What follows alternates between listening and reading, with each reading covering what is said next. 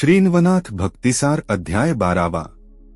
अग्नीने जालंधरास त्याच्या जन्माची सविस्तर कथा सांगितल्यानंतर, तुझ्या मनात कोणता हेतू आहे तो निवेदन कर.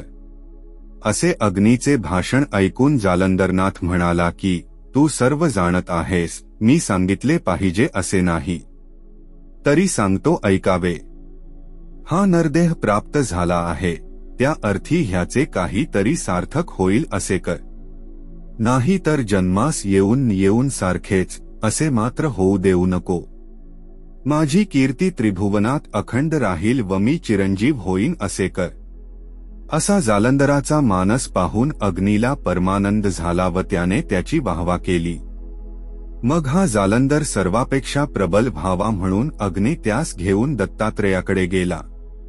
उभयतांच्या मोठ्या आदरसत्काराने भेटी झाल्या. नंतर दत्तात्रेयाने अग्नीला विचारले की, आज कोणता हेतू धरून येणे झाले आहे व हा बरोबर दुसरा कोण? तेव्हा अग्नीने दत्तास वृत्तांत निवेदन केला की, शंकराच्या देहातला काम्या जाळीला तो मी आजपर्यंत उदरात रक्षण करून ठेविला होता. मग बृहद्रवा राजाच्या यज्ञकुंडात या जालंधरनाथाच्या देहास निर्माण केले. ह्यास तुमच्या पायांवर घालितो, याचे तुम्ही संरक्षण करावे व ह्यास अनुग्रह देऊन सनाथ करून चिरंजीव करावे. मग दत्तात्रेयाने सांगितले की, मी तुझ्या पुत्रास तुझ्या हेतूप्रमाणे तयार करीन, परंतु ह्यास येथे 12 वर्षेपर्यंत ठेविले पाहिजे. हे ऐकून जालंधराला दत्तात्रेयाजवळ ठेवण्यास अग्नी कबूल झाला. शेवटी दत्ताने जालंधरास मांडीवर बसवून त्याच्या मनातील विकल्प घालविण्याचा प्रयत्न चालविला. वरदहस्त मस्तकावर ठेविताच त्याच्या अज्ञानपणाचा भ्रम निरसन होऊन त्यास ज्ञान प्राप्त झाले. नंतर अग्नी दत्तास नमस्कार करून गुप्त झाला. मग जालंधरास बरोबर घेऊन दत्तात्रेय नित्य फिरे.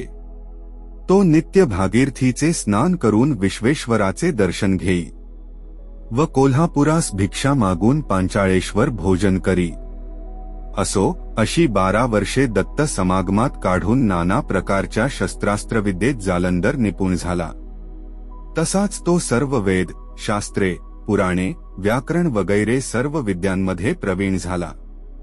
अशा रीतीने परिपूर्ण झाल्यानंतर दत्ताने दैवतांची आराधना केली व ती सर्व दैवते जालंधरास वर देण्यासाठी खाली उतरली. मग अग्नीने तेथे येऊन व जालंधरास वर देण्यासाठी खाली उतरली. मग अग्नीने तेथे येऊन व जालंधरास सर्व विद्येत निपुण पाहून आपला आनंद प्रदर्शित केला. तेव्हा दत्तात्रेयाने अग्नीस सांगितले की, आता हा सर्व विद्यांमध्ये निपुण झाला. आता दैवते प्रसन्न करून घेतल्यावर त्यास भेटवून त्यांच्यापासून वर देवावे. हे ऐकून अग्नीने त्यास खांद्यावर बसवून त्रिभुवनातील दैवते दाखविली. मागे मच्छिंद्रनाथाचे ज्या दैवतास अनुकूल करून वर मागून घेतले होते, त्याच दैवतांनी जालंधरास वर दिले. नंतर जालंधराने बद्रिकाश्रमास जाऊन तेथे 12 वर्षे तप केले व कसोटीस उतरल्यावर सर्व देवांनी माना डोलविल्या. नंतर आशीर्वाद देऊन ब्रह्मा, विष्णू, महेश आदी करून सर्व आलेले देव आपापल्या स्थानी संतोष पावून गेले. पुढे बद्रिकाश्रमी बदरीनाथाने, शंकराने, अग्नीस व जालंधरनाथास आपल्याजवळ 3 रात्री ठेवून घेतले. त्यावेळी सत्यलोकात घडून आलेली विपरीत कथा शंकराने त्यास सांगितली. ती अशी, ब्रह्मदेवाची मुलगी सरस्वती ही 12 वर्षांची असता तिचे रूप व अवयवांचा नीटनेटकेपणा पाहून ब्रह्मदेवास कामाने व्याकुळ केले. तेव्हा तो अविचारास प्रवृत्त झाला. तो तिच्या मागे लागला असता धावताना वीर्यपात झाला.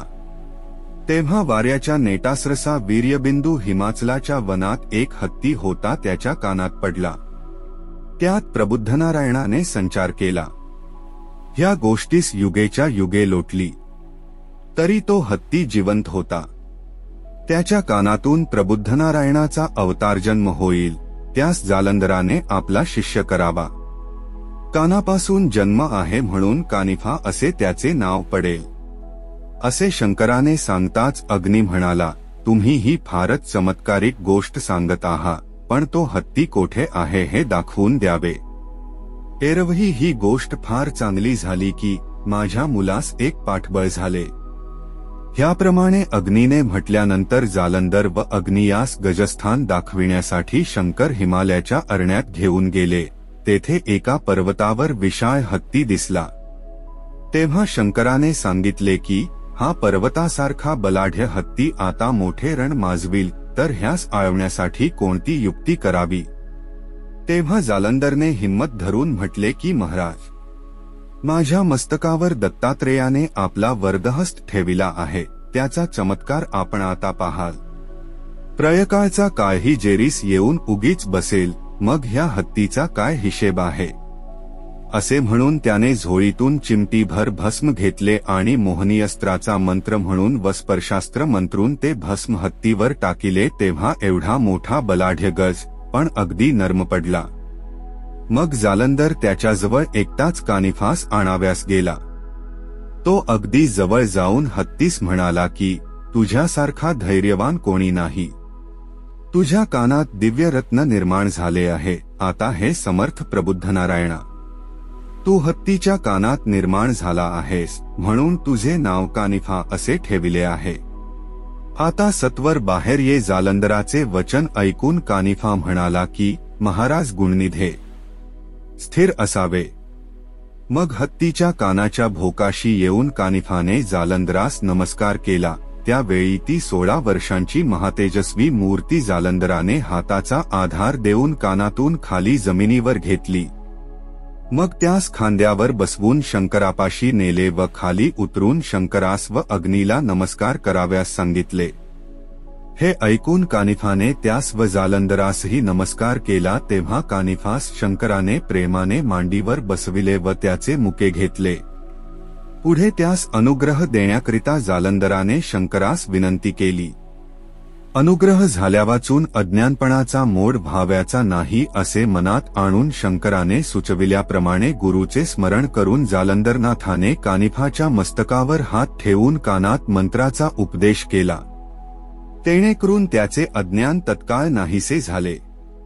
मग चौघेजण बद्रिकाश्रमास गेले. तेव्हा दत्ताने जे काय दिले ते कानिफास द्यावे असे जालंधरास सांगून अग्नी गुप्त झाला. तेथे शंकर 6 महिने पावेतो त्यांना भेटत होते. 6 महिन्यात कानिफा सर्व विद्यामध्ये निपुण झाला. पण संजीवनी वाताकर्षण ही 2 अस्त्रे मात्र जालंधराने त्यास सांगितली नव्हती.